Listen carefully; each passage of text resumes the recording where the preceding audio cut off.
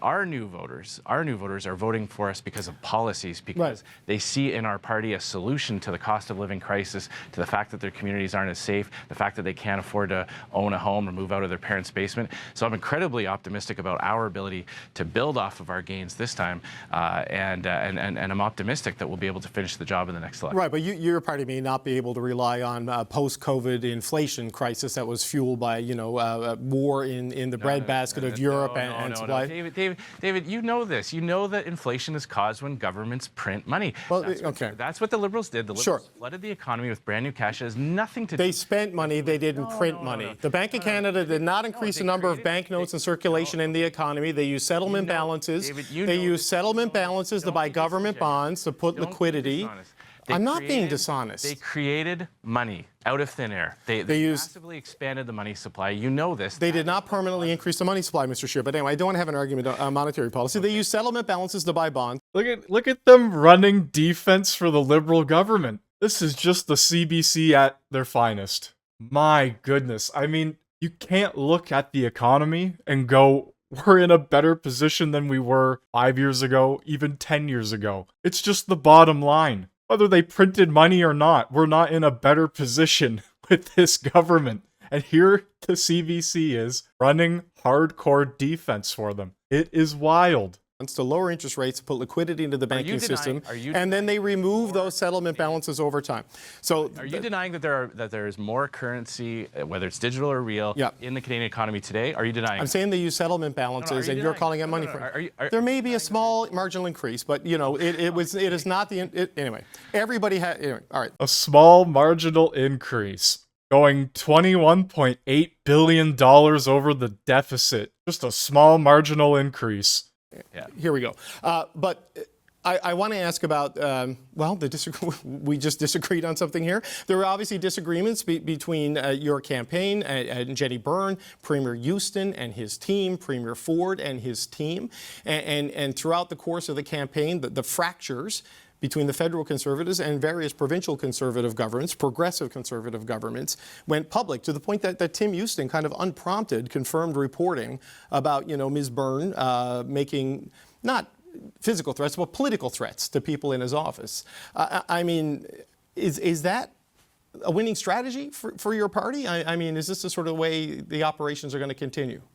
Well, look, I mean, I'm not going to speak to things that I have no idea if they're true or not. I know that Jenny ran a fantastic campaign. She's an incredible movement conservative who has sacrificed so much for this party and laid it all on the line and got us 42% of the vote and massive increase in our seat across the country. So, I don't think Canadians want to hear too much from political premiers who might not have had a phone call returned. I think they want to hear from federal leaders, federal Conservative MPs and our leaders speaking about how we're going to hold this Liberal government to account, push it to enact policies that protect the value of their paycheck, crack down on crime, address the housing issue, the housing cost issue, and that's what we're going to be focused on. Right, but I mean, having an effective First Minister's table, having a good working relationship with provincial leaders and premiers, I mean, that's an important part, right? If you want to get that 3 to 4%, to get you over the top, don't you need to demonstrate that you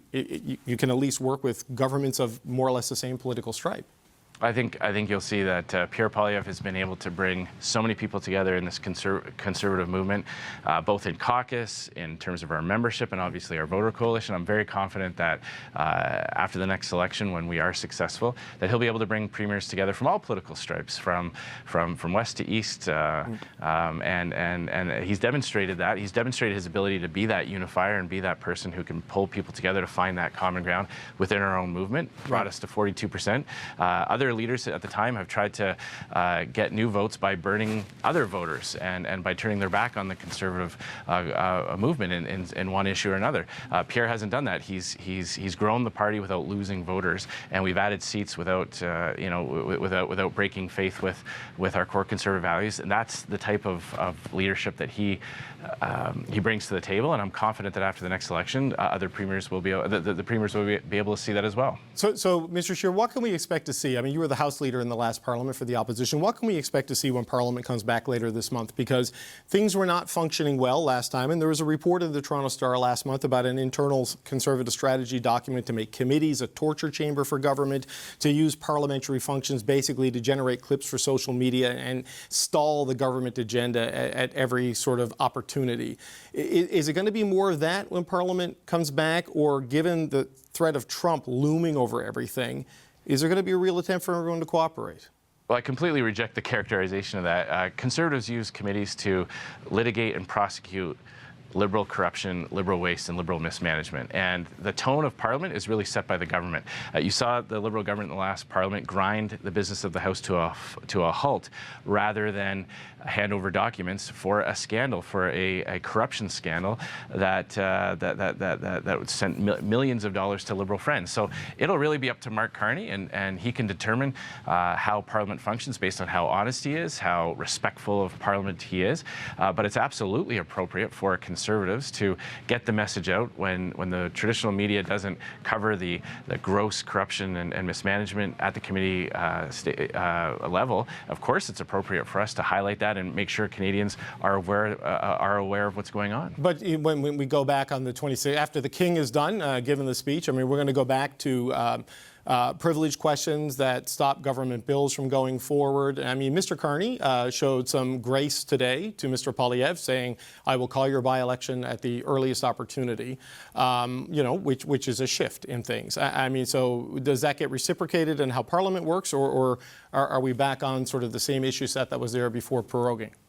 Well, in order to have a question of privilege, the government has had to have breached privilege. And when we use the word privilege, I hope your viewers understand, we're not talking about the things that MPs use about their daily business for their own creature comforts. We're talking about the right of Parliament to get information for Canadians, to find out where the money is going, where it's being wasted. When a government ignores the right of Parliament to be that voice of taxpayers and to be transparent and be held accountable, when they breach those privileges, that's when there are questions of privilege. So there won't be any questions of privilege on the first couple of days. If Mark Carney and his cabinet don't breach those privileges, then there won't be questions of privilege going forward in the future. But if they do, then it's our job to hold them to account. Okay, so look, the next step for your party is Mr. Poilievre will have to run in this by-election, and presumably, if you lose that one, Mr. Scheer, there's going to be a problem. I don't think you're going to lose that particular riding. But you've got to settle on an interim leader and who's going to lead in the Parliament until Mr. Poilievre returns.